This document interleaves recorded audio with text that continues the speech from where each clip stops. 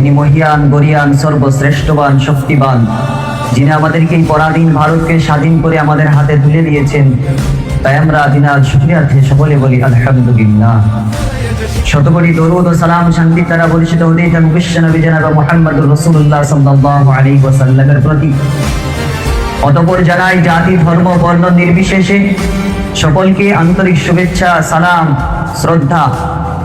বন্ধুগণ, আজ থেকে প্রায় 70 বছর পূর্বে এই ভারতবর্ষ ছিল অত্যাচারী জালেম ইংরেজ শাসকের অধীনে।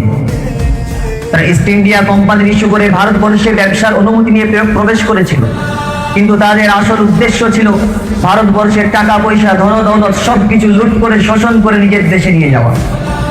ক্রমশ তারা আস্তে আস্তে নিজের উদ্দেশ্যে অগ্রসর হতে শুরু করত।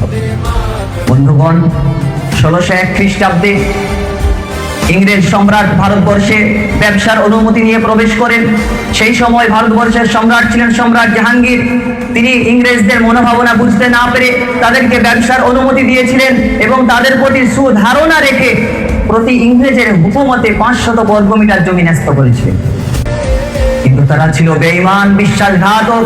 সেটা বাদশাহ বুঝতে পারেননি।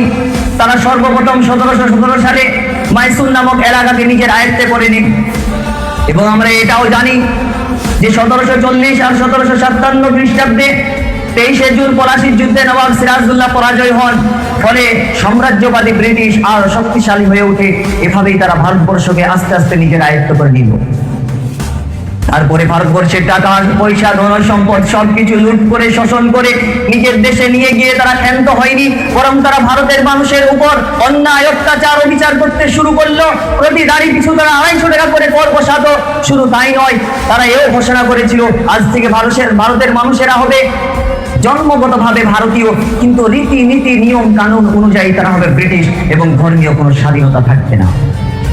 এই চ্যালেঞ্জের মোকাবেলা করতে বিশ্ববিখ্যাত পণ্ডিত শাহ মৌলানা ওলিউল্লাহ রহমতুল্লাহি আলাইহি সুযোগ্য পুত্র শাহ মৌলানা আব্দুল আজিজ দেহলভী রহমতুল্লাহি আলাইহি সাম্রাজ্যবাদী ব্রিটিশের বিরুদ্ধে প্রকাশ্যে ফতোয়া ঘোষণা করেন যে তাদের বিরুদ্ধে আমাদের জিহাদ করা অপরিহার্য।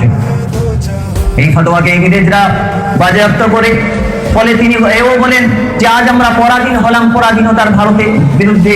তখন থেকে ভারতবর্ষে ইংরেজদের বিরুদ্ধে জিহাদ শুরু হয়ে গেল।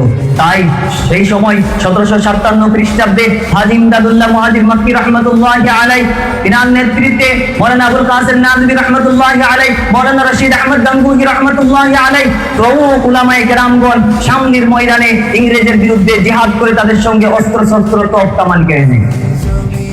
এই খবর যখন ইস্ট ইন্ডিয়া কোম্পানি পৌঁছে গেল, ইস্ট ইন্ডিয়া কোম্পানি থেকে ঘোষণা করা হলো যাদের পরনে থাকবে লম্বা জামা, মাথায় থাকবে টুপি, মুখে থাকবে দাড়ি, তাদের এক একজনকে ধরো আর ফাঁসির মঞ্চে ঝুলিয়ে দাও। ইংরেজ প্রশাসক তখন 1-2 সপ্তাহের মধ্যে 2 লক্ষ মানুষকে ফাঁসির দড়িতে ঝুলিয়েছে।